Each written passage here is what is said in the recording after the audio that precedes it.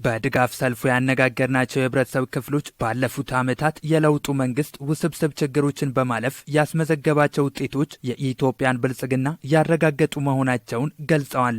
ለአብነትም እንደ ህዳሴ ግድብ ያሉ ትላልቅ ሀገራዊ ፕሮጀክቶችን በማገባደድ ውጤታማ ተግባራት የተፈጸሙበት፣ የሌማት ትሩፋት ተግባራት የተስፋፉበት እንዲሁም ሀገር በምግብ ራሷን እንድትችል በተደረጉ እንቅስቃሴዎች ተጨባጭ ለውጦች የተመዘገቡበት መሆኑን አንስተዋል።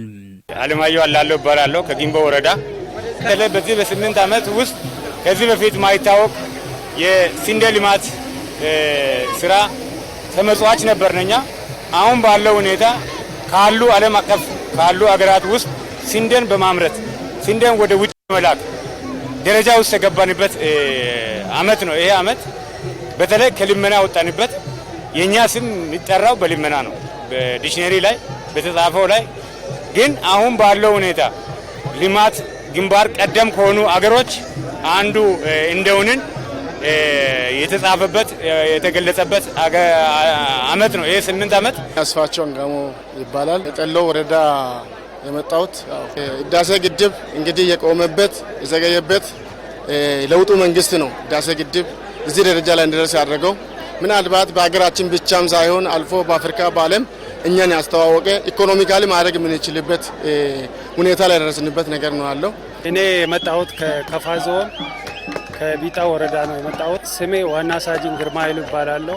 እኔ ምልከታ በሀገራችን ላይ በዚህ በበጋ ስንዴ በተለያዩ አካባቢዎች እየተመረተ ጥሩ የሆነ ነገር እያየን እንገናኛለን። ቀጣይም ቢሆን ደግሞ ከዚህ የተሻለ ነገር ያው ከመንግስታችን እንጠብቃለን የሚል አስተያየት አለ።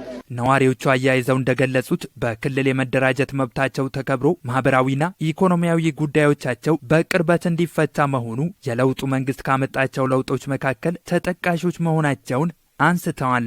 በተለይ የለውጥ መንግስት ከመጣ ወዲህ የመጡ ለውጦች ብዙ ናቸው። ስንጀምር እኛ እንደ ደቡብ ብሔር ብሔረሰብ ተብለን እዛ በብዙ ችግር በመልካም አስተዳደር ችግር በልማት ችግር የተቸገርን እኛ አሁን የደቡብ ምዕራብ ክልል መንግስት ከተፈጠረ ወዲህ ብዙ ለውጥ ያመጣንበት በተለይ የዚህ ትሩፋት ነው። የዚህ ክልል አንዱ ጥቅም ህዝቡ የተጠቀመበት የመልካም አስተዳደር ችግር የተፈታበት ልማት የመጣበት ነው። ስሜ ታደሰ ድንጉዛ ወይም ታደሰ ጊያ ይባላል። ቦንጋ ከተማ ውስጥ ነው የምኖረው። ደቡብ ምዕራብ ኢትዮጵያ ላይ ያው ክልል ከተመሰረተች ጀምሮ የምናያቸው ትልልቅ ህዳሴዎች አሉ። ከሱም ትልቁ ኮይሻ ይታያል። ሌሎችም ትልልቅ እንትኖች ተቋሞች እየተከፈቱና ኢንዱስትሪዎች እያደጉ ነው ያሉት። ይሄ ማለት ደግሞ የለውጡ መንግስት ያመጣው ትልቁ ራዕይ ነው። በሌላ በኩል መንግስት በተለያዩ አካባቢዎች የሚያከናውናቸው የበጎ ፈቃድ አገልግሎቶች የበርካታ ዜጎችን ህይወት የታደገና ያሳረፋቸው መሆኑን የድጋፍ ሰልፉ ተሳታፊዎች ተናግረዋል። እኔ ማው አልማዝ ጥላሁን ነኝ። ደስ ብሎ ከልቤ ተነስቼ ነው መጣው። ለኔ ከጨለማ ያወጣ መንግስት ነው።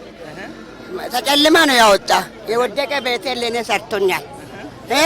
ለኔ ሰርቶ ለኔ አኮርቶኛል። ይሄው መንግስትን እንደኔ ያለው እኔም መደገፍ ደስ ይለኛል።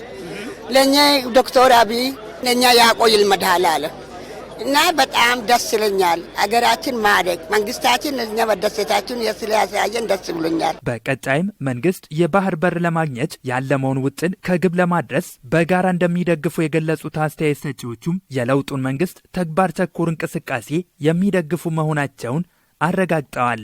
አሁን ደግሞ ትልቅ ታፍነው ቆየው ሳናቀው ችግሩ ተገባንበት የወደብ ጥያቄያችን አሁን በአግባቡ ያስገደንበት በጣም እንደግፈው ተግባር ስለሆነ በተለይ ከኢኮኖሚ አንፃር ብዙ ኢትዮጵያ ላይ ብዙ ለውጥ ማምጣት የምንችልበትን በዚህ አግባብ ስለሆነ ያው ግድ ነው የወደብ ጥያቄያችንን የቀይ ባህር ጥያቄያችንን በሰላማዊ መንገድ ማለት ነው ተደራድረን ያው ጎረቤት ሀገሮችም የዓለም መንግስታትም እየደገፉ ያሉበት አሁን ባለው ሁኔታ ተሰሚነትን እያገኘን ያለንበት ስለሆነ እናገኛለን። እኛም አብረን ይህን ሀሳብ እየደገፍን ያለንበት ታችም ህዝቡም እኛም በአግባቡ ለዚህ ጉዳይ በአንድነት የሚነሳበት ሁኔታ ነው ያለው። ገና ብዙ ምንነድበት ብዙ ምንጓዝበት ጉዞ ረጅም መንገድ ነው ያለውና እኔ በራሴ መደገፍ አለበት ነገር የደገፉኝ ነው። አሁንም ደግፋለሁ። ብዙ ለውጥ አይተናል።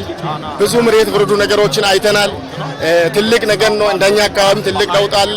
በእርሻውም በተለያየ መንገዱም ያው ስራ እየሰራን ስለሆነ ሀገራችንን በተለያየ መንገድ እያገዝንና በራሴን በኩል ደግሞ ከመንግስት ጎን በተለያየ መንገድ ለመቆም በዚህ ሀሳብ ላይ ይገኛል።